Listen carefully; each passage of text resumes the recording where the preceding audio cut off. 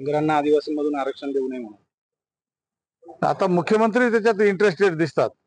आपल्या धनगरांना जरा त्यांची अपेक्षा वाढवण्यामध्ये मुख्यमंत्र्याचा रोल आहे अशा प्रकारचं एकंदरीत चित्र दिसतंय. आणि म्हणून काल मुख्यमंत्र्याला पण सह्याद्री गेस्ट हाऊस वरती नंतर उर्वरित जे काही शिष्टमंडळ होतं ते भेटायला गेले, पण मुख्यमंत्री भेटले नाही. श्रीकांत शिंदे हे भेटले आणि त्यांनी पेसा संदर्भातल्या ज्या मागण्या आहेत त्यांनी आश्वासन दिलं आणि धनगरांच्या ह्या प्रवेशाबद्दल त्यांनी काही ते सांगितलं नाही. ते म्हणायचे की हे मुख्यमंत्री आणि त्यांचे सहकारी मंत्री यांच्या मध्ये निर्णय होईल. आमदार राजीनामा देणार होते, त्यावर चर्चा झाली का काही? नाही, आमदारांच्या राजीनाम्यावर मी स्वतःच सांगितलं की आमदारांनी राजीनामा देणं हे चुकीचं आहे. कारण हे एकमेव हत्यार आहे ते विधानसभेमध्ये लढण्याचं, आणि तो जर राजीनामा दिला तर सर्वसामान्य लोकच बाहेर राहतील, विधानसभेमध्ये कोणी राहणार नाही. आणि म्हणून आमदार खासदार यांना जे लोकांनी निवडून दिलेलं आहे त्यांनी इमानदारीने आदिवासींची बाजू विधानसभेमध्ये लोकसभेमध्ये लढवावी आणि आपला हा प्रश्न शासनाच्या कानावर टाकून तो सोडवून घ्यावा. याच्यासाठी आमदार खासदारांनी राजीनामे देऊ नयेत असा सूर होता की हे राजीनामे देणार आहेत, आतापर्यंत का दिला नाही. परंतु वस्तुस्थिती जी आहे ती अशा पद्धतीने आहे की राजीनामा दिल्यानंतर तिथं लढणारा कोणी राहणार नाही आणि ते उलट अजून त्यांना मोकळं मैदान मिळून जाईल.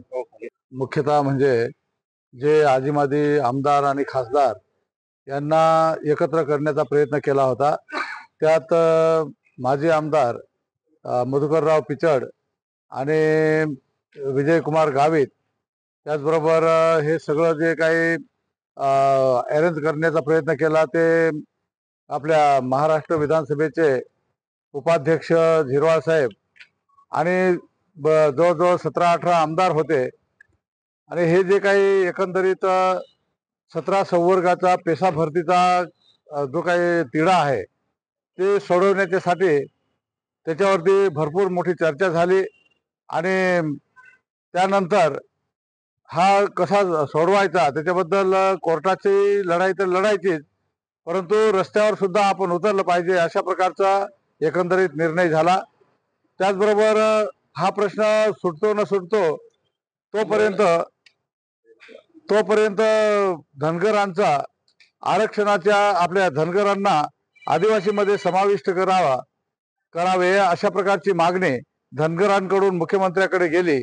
आणि मुख्यमंत्र्यांनी सुद्धा सांगितलं की मी ताबडतोब याच्यावरती एक परिपत्रक JR काढून आणि तुम्हाला आपल्या आदिवासींमध्ये समाविष्ट करण्याचा शिफारस आम्ही राष्ट्रपतींना पाठवू अशा प्रकारचं त्याने हे केलं.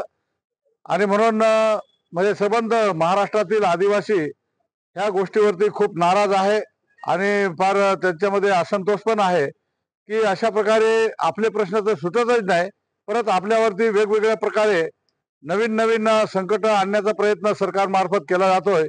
आणि याला आता जशास तसं उत्तर देण्याच्या दृष्टिकोनातून उद्या परवाला संबंध महाराष्ट्रामध्ये एक रस्ता रोको, त्याचबरोबर अनेक ठिकाणी निदर्शने संबंध महाराष्ट्रामध्ये जिथं आदिवासी एरिया आहे त्या ठिकाणी करण्याचा निर्णय हा तिथं घेण्यात आलेला आहे.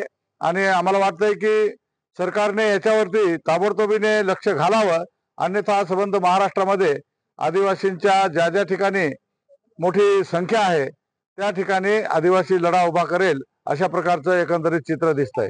वगैरे त्यांनी सांगितलं आज आणि उद्या तयारी करून आणि ज्या ज्या ठिकाणी आदिवासी आहेत त्या ठिकाणी त्यांनी स्वतःच्या आंदोलन सुरू करावं अशा प्रकारचा एकंदरीत निर्णय झालेला आहे. मुख्यमंत्र्यांनी JR काढण्याची घोषणा केलेली होती, त्यावर काही चर्चा झाली का?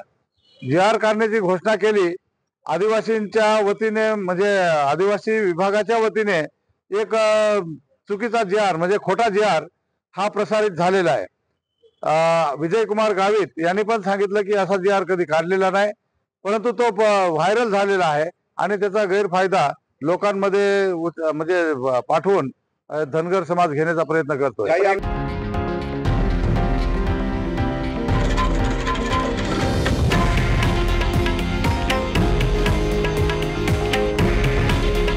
हे आहे देशातील नंबर 1 न्यूज नेटवर्क आणि आपण पाहत आहात TV9 मराठी. काळजी तुमची, हित महाराष्ट्राचं.